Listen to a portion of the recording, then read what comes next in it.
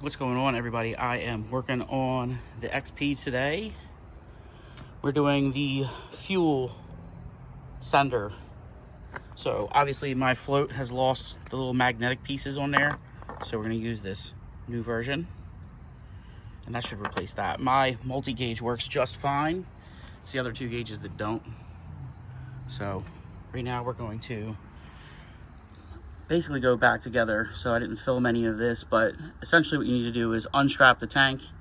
There's 3 straps on it, and then you got to pull it forward, and you got to remove the hoses. So just kind of note where your where all of your hoses went, so that they don't get mixed up, and you go back correctly.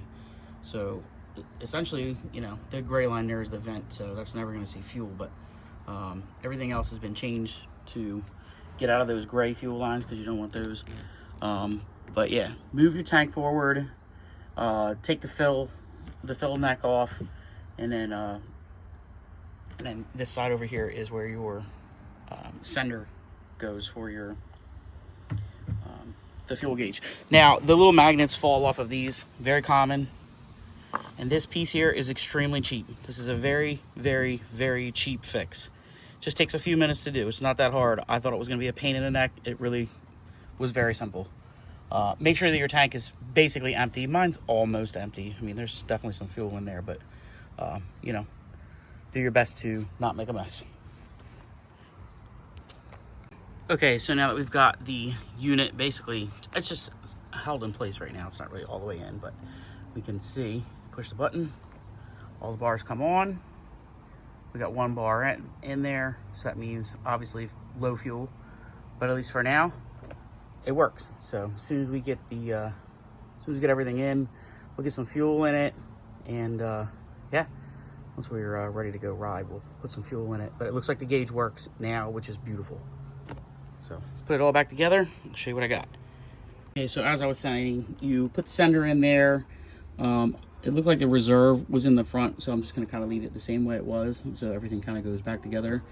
The oil tank is just kind of suspended there, no big deal. Just got to remember there's a strap over the oil tank, and then there's 2 more in the front.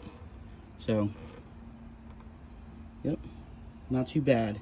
Gonna put this all back together, line everything up, get some new clamps on there, and we should be good to go for the fuel tank. Yeah, nothing else to do there. All right, guys, so we can see that the hoses are all back on the fuel tank. Everything is good. I need to get some clamps on the lines going into the sender. So I'll have to do that another day. I have to go to the store and get some clamps, but everything is at least where it needs to go, so that is a win. Hardest part of this job, and I'm just going to let you guys know, is literally that strap there on the side of the oil tank. That was the hardest part. So my advice is to see if you have some help. So the easiest thing to do is to go on the other side of the oil tank. You can see where the strap goes. There's a hook on the bottom there. If you can get that side started and hooked in place, which only takes a couple of tries, right? It's no big deal, super easy. If you can pull the slack over the top and let this side dangle, like get as much of this, pull it as hard as you can to get as much slack as possible on this side, and see if somebody can just go ahead and gingerly on the other side, like if you're reaching into the engine bay, just kind of place it in the hook, and then just slowly pull the slack back out. It literally took me and my son 30 seconds after I fought with it for 10 minutes by myself. Like, it was so easy. I was like, why didn't I just do that to begin with? But, you know, got to do everything the hard way. You know, I'm paying my dues. You know, I'm just paying my dues over here, trying to learn things. So anyway, thanks to Marky for giving me a hand with that. So we literally knocked it out in just a couple seconds. Yeah. So my wiring harness is a little bit of a mess right now because we're getting ready to pull that MPEM out to change the rectifier. I'm having some surging issues, which could be carburetor related, but right now I've also seen that a lot of guys say that it's rectifier, and I just picked one up. It's no big deal. Grabbed one from OSD Marine. It was like $40-ish, maybe a little more. So took care of that.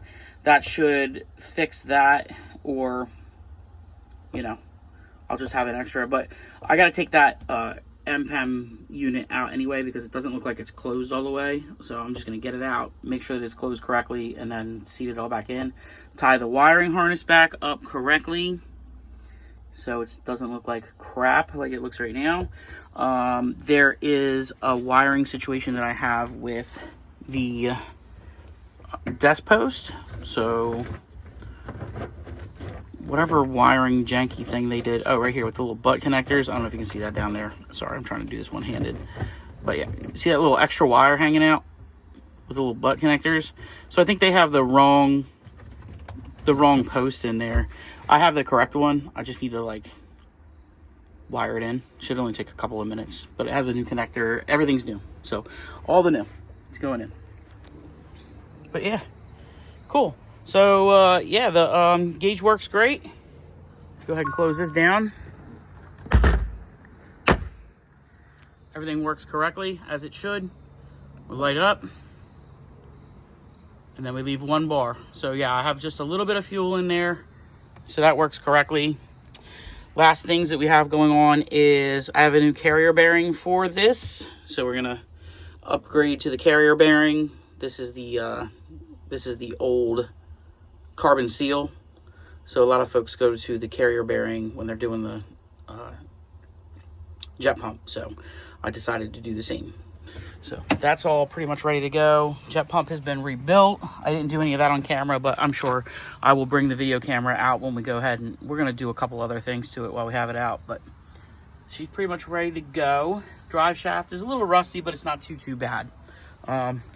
Yeah, so anyway, if you guys have any other questions about this job, please let me know.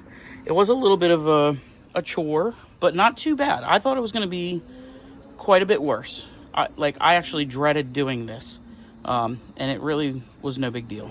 Like I said, the hardest thing to do was the frickin' strap on the oil tank, and once Marky came in and helped me, it took, like I said, 10 seconds. So that was the hardest part of the job, and as long as you have like one extra set of hands, even a small little kid can help you out. Well, Marky's not little, but you know, if my son Noah was here or Lainey was outside, you know, she's 6, she could have just touched the hook, you know, and I could have pulled the slack out of it and it would have been fine. So anyway, no more rambling. Thanks for joining in. We'll catch some more video of this another time, and like I said, if you guys have any questions, let me know. See ya.